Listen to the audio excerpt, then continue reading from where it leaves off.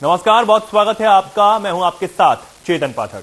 खबरों में आगे बढ़ेंगे। बहुजन समाज पार्टी की राष्ट्रीय अध्यक्ष और प्रदेश की पूर्व मुख्यमंत्री मायावती ने सोमवार को पार्टी कार्यालय पर प्रेस कॉन्फ्रेंस की। इस दौरान उन्होंने विपक्षी दलों पर जमकर निशाना साधा। बसपा सुप्रीमो ने सरकार और निर्वाचन से संबंधित अधिकारियों से निकाय चुनाव ईवीएम से न करवाकर बैलेट पेपर से कराने की मांग की है। साथ ही उन्होंने कहा कि निकाय चुनाव के लिए जो आरक्षण प्रक्रिया लागू की गई है उसमें दलितों और पिछड़ों के हितों को नजरअंदाज किया गया है। सरकार ने अपने पक्ष वाली प्रक्रिया अपनाई है, ये सही नहीं है।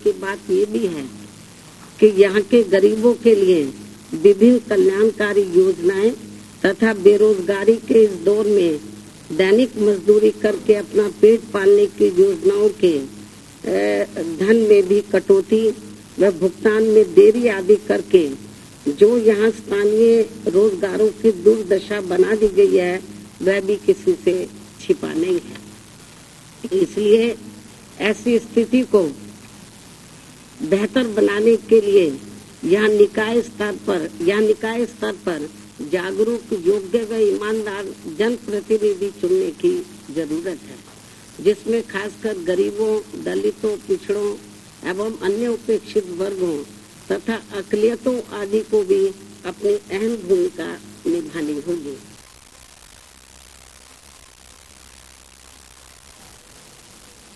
लखनऊ में नगर निकाय चुनाव को लेकर प्रशासन मुस्तैद दिखाई दे रहा है।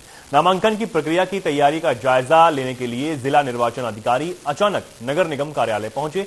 नगर निगम कार्यालय में दूसरे फ्लोर पर बने त्रिलोकनाथ हॉल में महापौर के पद का नाम निर्देश दाखिल किया जाएगा।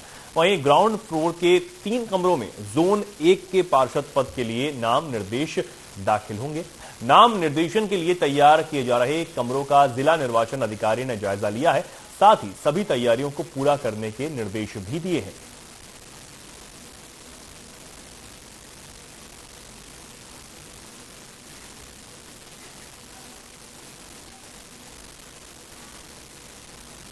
निकाय चुनाव की घोषणा होने के बाद अब पुलिस प्रशासन आचार संहिता का पालन करने लगा है। देर रात से ही शहर में लगे प्रचार सामग्री और होर्डिंग्स को हटाने का काम शुरू कर दिया गया है। संयुक्त पुलिस कमिश्नर आनंद प्रकाश तिवारी ने बताया है कि सभी प्रत्याशियों को आचार संहिता का पालन करना होगा। उन्होंने बताया कि सभी थानों, पुलिस चौकियों को निर्देशित किया गया है। साथ ही पुलिस की टीमें अलग अलग जगहों पर रहकर काम करेंगी। अगर किसी ने कहीं भी किसी प्रकार का वायलेशन किया तो उन पर मुकदमा दर्ज कर कार्रवाई की जाएगी।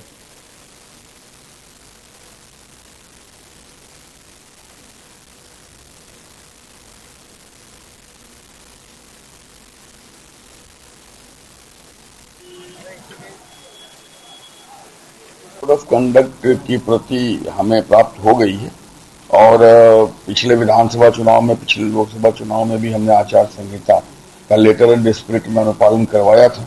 सभी राजनीतिक दल, सभी प्रत्याशी जो राजनीतिक दलों के हो या इंडिपेंडेंट प्रत्याशी हो, सभी के द्वारा लेटर एंड स्पिरिट में यह आचार संहिता एमसीसी जो है वो पूरी तरह से मानी जाएगी, लागू की जाएगी और हम इसको इन्फोर्स करवाना सुनिश्चित करेंगे।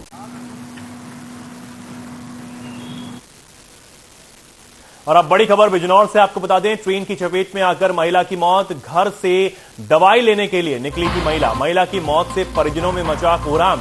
पुलिस ने शव पोस्टमार्टम के लिए भेजा। थाना चांदपुर क्षेत्र के मिर्जापुर गांव का यह पूरा मामला है। तो ये बड़ी खबर आपको बता दें, महिला की मौत से परिजनों में कोहराम मच गया है। पुलिस ने शव को पोस्टमार्टम के लिए अब भेज दिया है।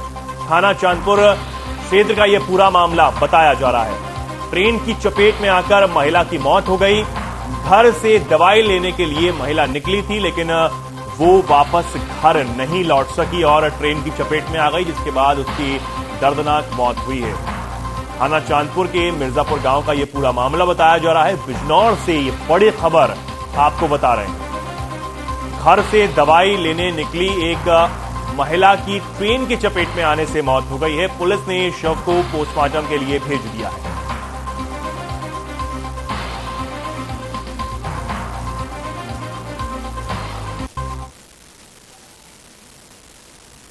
ट्रेन की चपेट में आकर महिला की मौत हुई है। बिजनौर की यह खबर है, जहां घर से दवाई लेने के लिए एक महिला निकली थी, लेकिन वो वापस घर नहीं लौट सकी।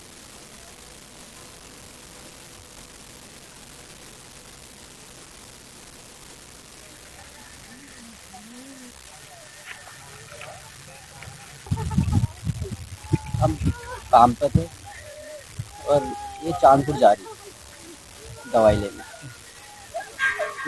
गढ़वाल से एक्सीडेंट जा रहा था। क्या लगती थी मृतक आपकी? माँ है हमारी। कितनी उम्र होगी? क्या ये कौन सी मृतक जो है आपकी? माँ। कैसे हादसा हुआ? लाइन पार कर ली थी। कहाँ जा रही थी? चांदपुर। कब की घटना है ये? एक गढ़वाल थी।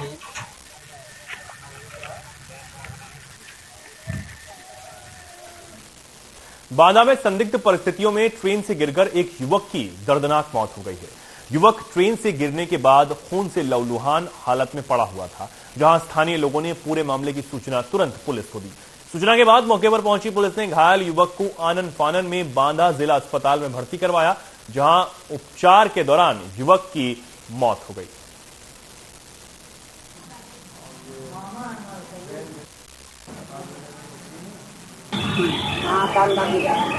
तो किसने धक्का दिया उनको? नहीं साहू रही साथ में पता नहीं तो किसके ऊपर शक है आपको? सार रहा है। अब मेहजिया रही, मतलब 3 लोग रहे। मेरा लड़का रहा। अच्छा, जब ये लोग आ गए थे तो इन लोगों ने जानकारी दी आपको? इन लोग एक आदमी नहीं जानकारी नहीं दी है, हमको दूसरा पता नहीं। अभी एक जगदीश नाम का व्यक्ति हमारे यहाँ घायल अवस्था में लाया गया, जिसकी उम्र करीब 25 साल थी और ये जाफरगंज फतेहपुर का रहने वाला था। इसके परिजन बता रहा है कि ट्रेन से जा रहा था तो ये भूरागढ़ के पास ट्रेन से गिर गया है, वहीं इसको चोट आई थी, इसके गंभीर चोट से और इलाज के दौरान इसकी मृत्यु हुई है। गाजियाबाद के थाना विजयनगर पुलिस ने अंतर्राज्यीय वाहन चोर गैंग का खुलासा करते हुए 2 शातिर वाहन चोरों को गिरफ्तार किया है। बता दें कि ये गैंग सॉफ्टवेयर के माध्यम से पलक झपकते ही गाड़ी चोरी कर लिया करते थे। वहीं एसपी सुजीत राय ने बताया है कि थाना विजयनगर पुलिस ने डीपीएस चौराहे के पास से मुखबिर की सूचना पर गौरव भाटी और उमेश नाम के 2 शातिर वाहन चोरों को गिरफ्तार किया। वहीं आरोपी के कब्जे से हाल में ही चोरी की गई एक बोलेनो और एक वैगनार कार बरामद की गई।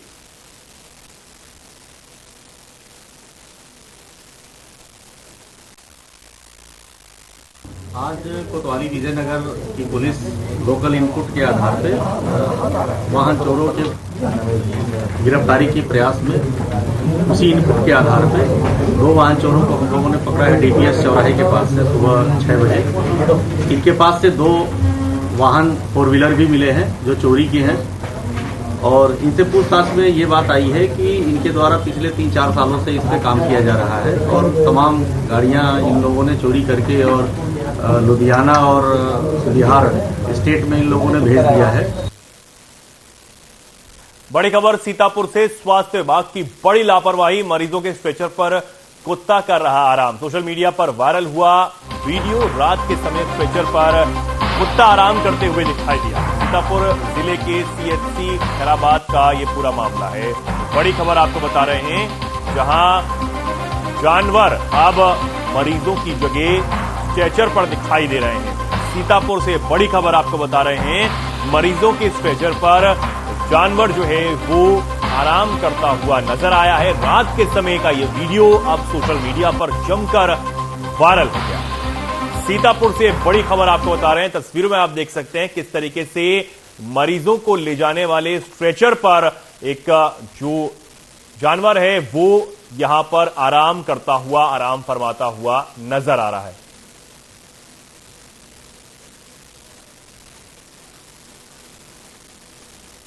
खबर कानपुर देहात से है, जहां तेज रफ्तार बस नेशनल हाईवे पर अनियंत्रित होकर पलट गई। हादसे में करीब 1.5 दर्जन यात्री घायल हो गए, जिसमें 4 की हालत गंभीर है। ग्रामीणों की मदद से पुलिस ने रेस्क्यू अभियान चलाकर सभी यात्री को बाहर निकाला। वहीं आनन फानन में अस्पताल में भर्ती करवाया गया है। घटना की सूचना पर भारी पुलिस बल के साथ अधिकारी भी पहुंचे हैं। बता दें कि जयपुर से कानपुर की ओर जा रही थी ये तेज रफ्तार बस, जिस समय यह हादसा हुआ है सिकंदरा क्षेत्र के बिरहाना चौराहे पर ये घटना जो है वो घटित हुई है।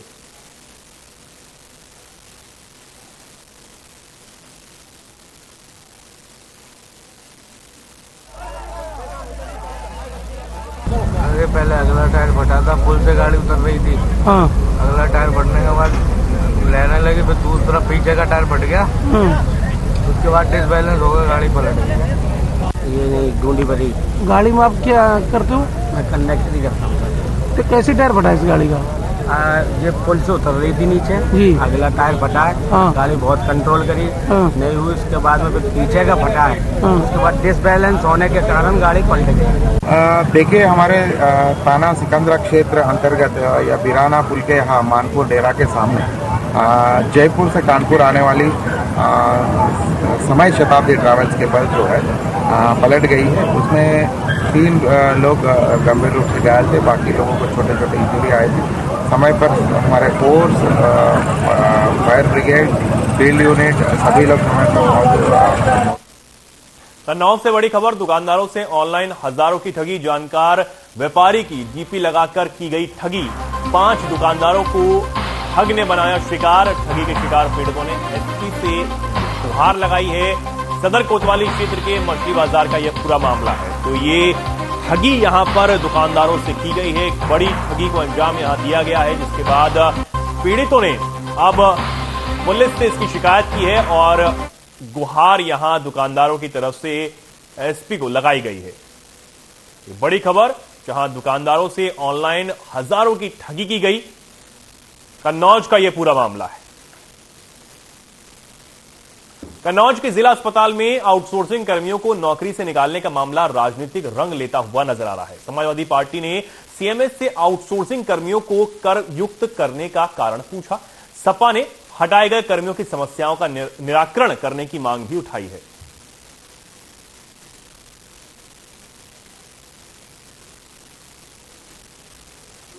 मुख्य शिक्षा अधिकारी महोदय से हम लोगों ने मुलाकात की। 2016 में आउटसोर्सिंग के अंतर्गत 16 लोगों को रोजगार दिया गया, चतुर्श्रेणी पद पे या अन्य पदों पर दिया गया। उनको कारण बताए उनको हटा दिया गया है। तो माननीय मुख्य पटल पे बैठे सीएमएस साहब से अवगत कराया है कि शासन से इसका अनुमोदन नहीं हुआ। गलत कामों साहब। और बड़ी खबर, कानपुर से चलती बाइक में लगी आग, बाइक चालक ने कूदकर बचाई जान। आग लगने से आवागमन हुआ बाधित। फायर विभाग की टीम ने आग पर पाया काबू। गोविंद नगर थाना क्षेत्र के दादानगर का यह पूरा मामला है, जहां आग लगने से ये आवागमन जो है वो यहां पर बाधित हो गया। गोविंद नगर थाना क्षेत्र के दादानगर का यह पूरा मामला निकलकर सामने आया है। बड़ी खबर कानपुर से है, चलती बाइक में अचानक आग लग गई। बाइक चालक ने किसी तरह अपनी जान जो है वो कूदकर बचाई है। तो तस्वीरें आप देख सकते हैं किस तरह ये भीषण आग एक बाइक में लगी हुई दिखाई दे रही है। बीच सड़क पर अचानक से कानपुर में ये बाइक में आग लग गई। धुएं का गुबार भी निकलता हुआ नजर आ रहा है।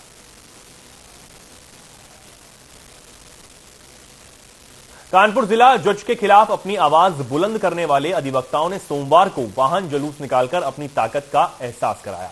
कानपुर बार व लॉयर्स एसोसिएशन के पदाधिकारियों के आह्वान पर 25 मार्च से कानपुर कोर्ट के अधिवक्ता हड़ताल पर थे, जिसके बाद हाईकोर्ट ने मामले को संज्ञान में लेते हुए बार व लॉयर्स के पदाधिकारियों को तलब कर 4 पदाधिकारियों पर अवमानना के आरोप सिद्ध हुए थे, जिसके विरोध में कानपुर के अधिवक्ताओं ने वाहन जुलूस निकालकर अपनी आवाज को बुलंद किया है। अधिवक्ताओं का यह जुलूस कानपुर कोर्ट से शुरू होकर नवाबगंज पहुंचा, जहां पर स्थापित बाबा साहेब भीमराव अंबेडकर की प्रतिमा पर माल्यार्पण कर संविधान बचाने की कसम खाई गई।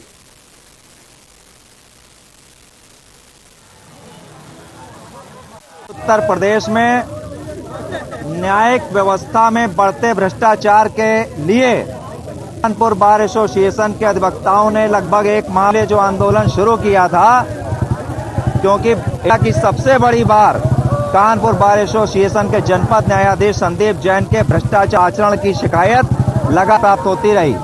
2 बार प्रशासनिक बैठक के बावजूद मामला नहीं सुलझा और अल्टीमेटली अधिवक्ता गणों को स्ट्राइक पर जाना। उसके बाद माननीय उच्च न्यायालय ने उच्चतम न्यायालय की एक विधि व्यवस्था के तहत पदाधिकारियों के विरुद्ध कंटेम्प्ट के चार्ज फ्रेम के संदीप जैन के खिलाफ चल रहा था, उसको पूर्ण आहुति देने के लिए ये वाहन जुलूस कचहरी से चलकर अम्बेडकर प्रतिमा तक आया है। यहाँ से वापस कचहरी जाके समाप्त होगा। हमारा संदेश है कि जो ये अधिवक्ताओं की जनहित में लड़ाई है। कुशीनगर में नगरीय निकाय चुनाव को लेकर नोडल सहायक नोडल अधिकारियों की बैठक ली गई। बैठक में जिलाधिकारी ने आगामी चुनाव को देखते हुए मतदान मतगणना कर्मियों की प्रशिक्षण कार्य के संदर्भ में निर्देशित किया है। लगभग 3000 कार्मिकों को प्रशिक्षित किया जाना है। जनपद में कुल 611 मतदान केंद्र हैं।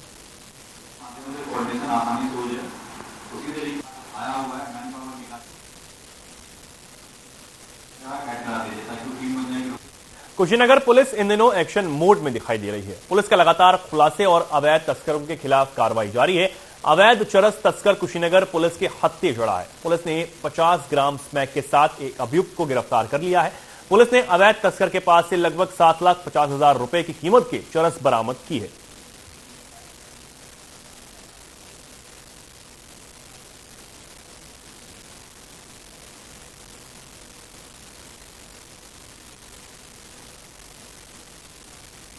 कुशीनगर में पुलिस और पशु तस्कर के बीच मुठभेड़ हो गई। मुठभेड़ में एक घायल तस्कर सहित 2 तस्करों को गिरफ्तार किया गया है। डीसीएम वाहन से तस्करी कर ले जा रहे 18 गौवंशीय पशु और अवैध तमंचा भी बरामद किया।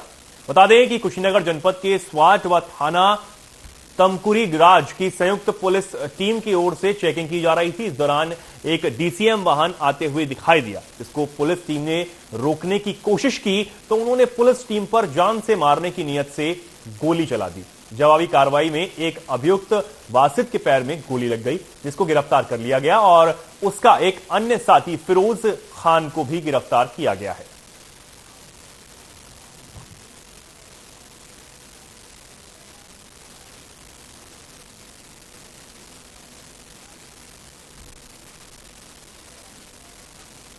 दारुल उलूम ईदगाह प्रवक्ता सूफियान निजामी का एक बयान सामने आया, जहां उन्होंने कहा कि मुसलमानों की किसी भी पार्टी से कोई जाति लड़ाई नहीं है। हम किसी के खिलाफ कोई बात नहीं करते, ना कहते हैं, ना किसी को वोट दें या ना दें। लेकिन कोई पार्टी मुसलमानों को लेकर मन को साफ करके मुसलमानों के करीब आना चाहती है तो वो आ सकती है। इसके साथ ही उन्होंने ये भी कहा कि मदरसों में बच्चे पीएम मोदी की मन की बात सुनेंगे और इसका प्रसारण 100 मदरसों में किया जाएगा। देखिए, हम ये बात कई मर्तबा कह चुके हैं कि मुसलमानों की किसी भी पार्टी से या किसी भी संगठन से कोई जाति लड़ाई नहीं है। हम न किसी के खिलाफ कोई जहर अफशा बात करते हैं और ना हम ये किसी से कहते हैं कि किसी को वोट दें और किसको वोट ना दें। लेकिन अगर कोई पार्टी मुसलमानों के ताल्लुक से अपने जहन व दिमाग को साफ करके मुसलमानों के करीब आना चाहती है तो ये किसी की जागीरदारी नहीं है कि वो उनको उनके करीब आने से रोके। इसलिए मैं समझता हूं कि जो भी लोग मुसलमानों के ताल्लुक से अच्छे इक़दाम करने के लिए कोशा हैं,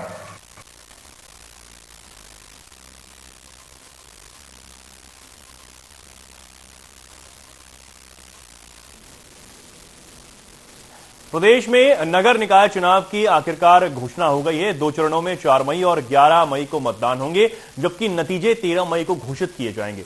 नगर निकाय चुनाव के बाद सीधे लोकसभा के चुनाव होने हैं, जिसके तहत इससे 2024 का सेमीफाइनल भी माना जा रहा है।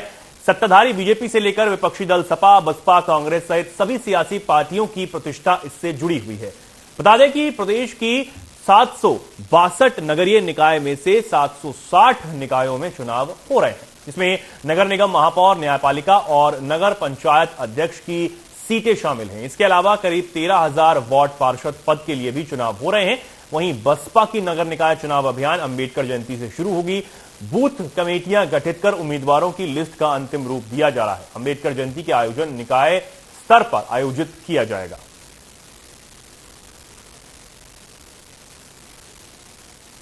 सीतापुर में जिलाधिकारी अनुज सिंह ने कलेक्ट्रेट सभागार में नगर निकाय चुनाव को लेकर प्रेस वार्ता का आयोजन किया। प्रेस कॉन्फ्रेंस के दौरान डीएम अनुज सिंह ने आने वाले नगर निकाय चुनाव के संबंध में आवश्यक दिशा निर्देश दिए हैं। इस दौरान राज्य निर्वाचन आयोग से जारी की गई तारीखों में निष्पक्ष चुनाव कराए जाने की अपील भी की गई।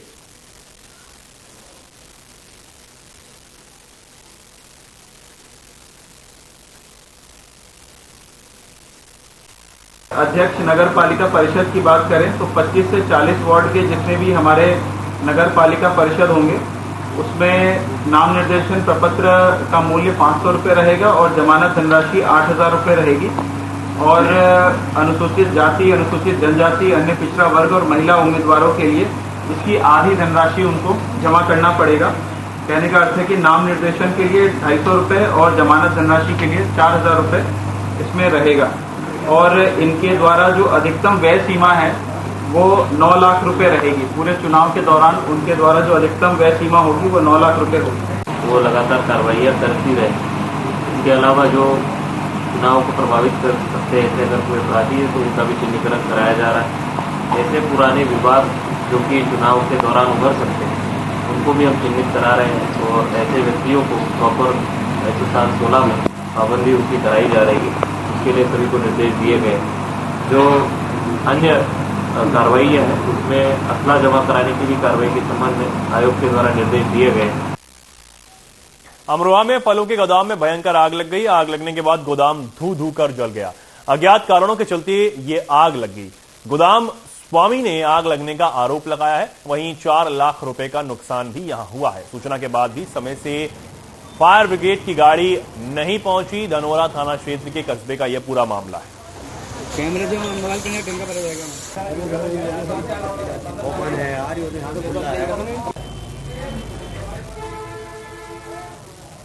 पता नहीं भैया कैसे लगी आग, पता किसी ने लगाई, क्या करा है पता नहीं। हमारे समय हम तभी गए थे 3 बजे करीब। फलों का गोदाम भैया 2.5-3 हज़ार क्रेडिट खत्म हो गई। 3-4.5 लाख रुपए की। ये तो हमें 4 बजे के आसपास पता लगा जी। नुकसान तो बहुत है। नुकसान तो कहते हैं 6 लाख के आसपास का नुकसान है। अब किसका आरोप लगा दें? आरोप लगा किसको लगा बताओ। ये लगाई गई आग है। इसमें हम नहीं कह सकते कि किस तरीके से लगी है किस तरीके से नहीं लगी है। लगभग 4 से 4:15 बजे के बीच में ये आग लगी है। ये फ्रूट का गोदाम था। लगभग 4 से 5 लाख रुपए तक का नुकसान है। ये आग लगाई गई है भाई साहब। लगभग है 4 लाख रुपए का नुकसान।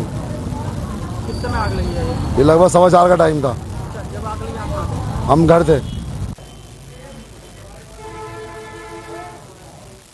अतीक अहमद के साथ ही अब मुख्तार अंसारी पर भी शिकंजा कसना शुरू हो गया है। उमेश पाल अपहरण केस में जहां अतीक अहमद को उम्र कैद की सजा हुई है तो वहीं अब माफिया मुख्तार अंसारी पर भी कानून का शिकंजा कसना शुरू हो गया है। इसी कड़ी में सोमवार को मुख्तार को एक मनी लॉन्ड्रिंग के मामले में लखनऊ की सीबीआई कोर्ट में पेश किया गया। इस दौरान उसके बेटे अब्बास अंसारी को वीडियो कॉन्फ्रेंसिंग के जरिए कोर्ट में पेश किया गया। हालांकि कागजी कार्रवाई पूरी न होने की वजह से कोर्ट ने अगली तारीख दी है। अब इस मामले में अगली सुनवाई 19 अप्रैल को की जाएगी।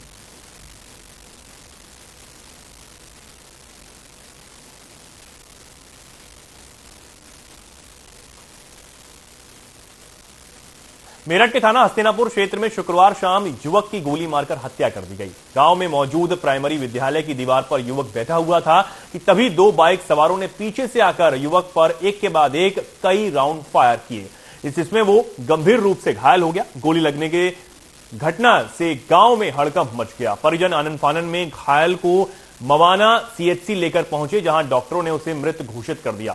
सोमवार को पोस्टमार्टम के बाद शव जैसे ही गांव में पहुंचा तो आक्रोशित भीड़ ने संप्रदाय विशेष लोगों के कई घरों में पथराव और आगजनी कर दी। आरोपियों के खेतों में भी आग लगा दी गई। आग ने भीषण रूप धारण कर लिया जिसमें काफी नुकसान भी हुआ है। फिलहाल पुलिस इस पूरे मामले की जांच में जुट गई है।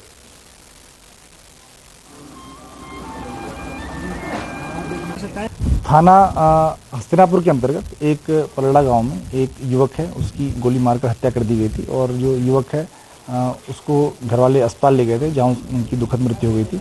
इसके बाद पुलिस के द्वारा इसमें एक मुकदमा धारा 302 के अंतर्गत पंजीकृत कराया गया। वादी परिवार की तरफ से 6 नामजद और 3 अज्ञात के ऊपर यह मुकदमा दर्ज किया गया, जिसमें से पुलिस के द्वारा जो एक नामजद है साथ में उनके जो अन्य नामजद है उनके परिवार वालों को कुछ पूछताछ के लिए थाने में बुलाया गया। बिलसंडा क्षेत्र की है जहां के करणपुर चक गांव के रहने वाले राजाराम का कहना है कि उसकी नाबालिग बेटी सीता देवी को तेज बुखार आया, जिसे लेकर परिजन झोला छाप डॉक्टर बबलू को दिखाने पहुंचे। आरोप है कि बबलू ने उसकी बेटी के गलत तरीके से इंजेक्शन लगा दिया, जिससे पूरे शरीर में इंजेक्शन फैल गया और उसकी बेटी की जान खतरे में पड़ गई। पीड़ित आनंद पानों ने पीलीभीत और बरेली लेकर पहुंची, जहां के डॉक्टरों ने इलाज करने से ही साफ मना कर दिया। वहीं बताया जा रहा है कि अब पीड़िता का इलाज लखनऊ के एक अस्पताल में जारी है। पीड़ित की शिकायत में सीएमओ आलोक कुमार शर्मा ने आदेश दिया है कि तहसीलदार संजय यादव की मौजूदगी में स्वास्थ्य विभाग की टीम गांव पहुंचकर कथित झोलाछाप डॉक्टर की दुकान को सील करे। वहीं टीम से आने से पहले ही आरोपित बबलू ने दुकान से प्रैक्टिस का सामान और दवाइयां लेकर वो फरार हो गया।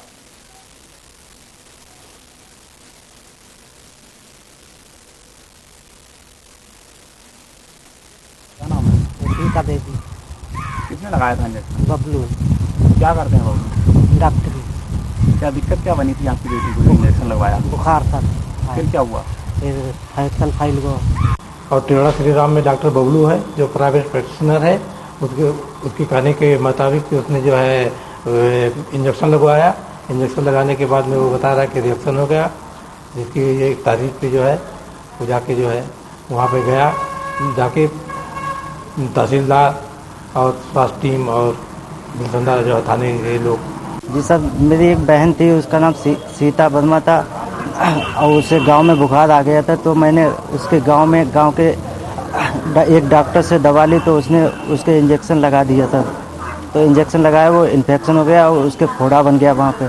तो फोड़ा बन गया तो मैं उसकी इलाज के लिए वहाँ पीलीभीत एक निजी हॉस्पिटल में ले गया, तो उसकी वहाँ हालत और ज़्यादा गंभीर हो गई। फिर मैं उसे बरेली ले गया एक निजी हॉस्पिटल में।